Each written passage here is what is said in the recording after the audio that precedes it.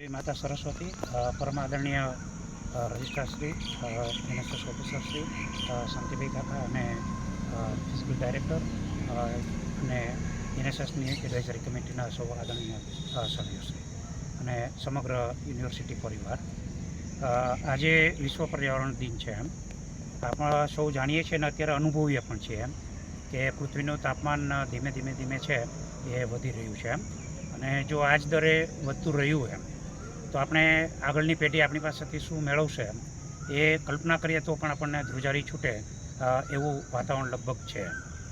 આપણી જે ભારતીય પરંપરા છે એ પરંપરામાં આપણે હંમેશા પક્ષીઓને, વૃક્ષોને અને કુદરતની જે વસ્તુઓ છે એમાં આપણે ભગવાનનું સ્વરૂપ જોયું છે.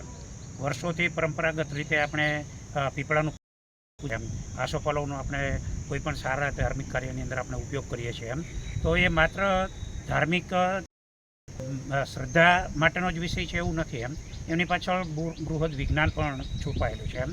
આપણે ભૂતકાળની અંદર એવું દરેક ઘરે આપણે તુલસીનો ક્યારો હતો એમ, તો તુલસીની અંદર આજે વૈજ્ઞાનિક રીતે પણ એવી બાબત સામે આવેલી છે એમ કે જે આપણા પર્યાવરણને ખૂબ મદદરૂપ થાય છે એમ. એવી જ રીતે લીમડા વિશે આપણે સૌ જાણીએ છીએ કે નાના ગામડાઓની અંદર જ્યારે પંખાઓ પણ નહીં હતા એમ, અને લોકો ખૂબ સુખપૂર્વક અને લાંબુ આયુષ્ય છે એ ધરાવતા હતા અને જીવતા હતા એમ. તો આવી રીતે વિવિધ પ્રકારના વૃક્ષો છે એમ જે આપણને પર્યાવરણમાં ખૂબ મદદરૂપ થાય એવું છે એમ.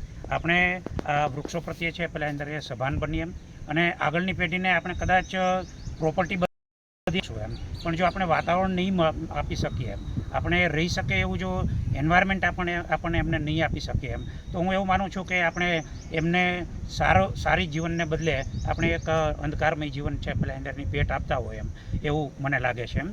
આ જવાબદારી આપણી કોઈ વ્યક્તિગત જવાબદારી છે નહીં, આ સામૂહિક જવાબદારી છે. એટલે જો વૃક્ષારોપણનો કાર્યક્રમ સામૂહિક રીતે થાય એમ અને પર્યાવરણનો આપણે જે ફેરફારો છે એ ફેરફારોને આપણે પ્રોટેક્ટ કરી શકીએ એમ. અત્યારે જ આપણે 45 ડિગ્રી સુધી લગભગ ગુજરાત છે એ પણ પહોંચી ગયું એમ. એની પાછળ પર્યાવરણની અંદર જે આપણે પ્રદૂષણ છે એ ફેલાવીએ છીએ એમ, પ્રદૂષણને લીધે પણ આની અંદર સતત રીતે વધારો થતો હોય છે.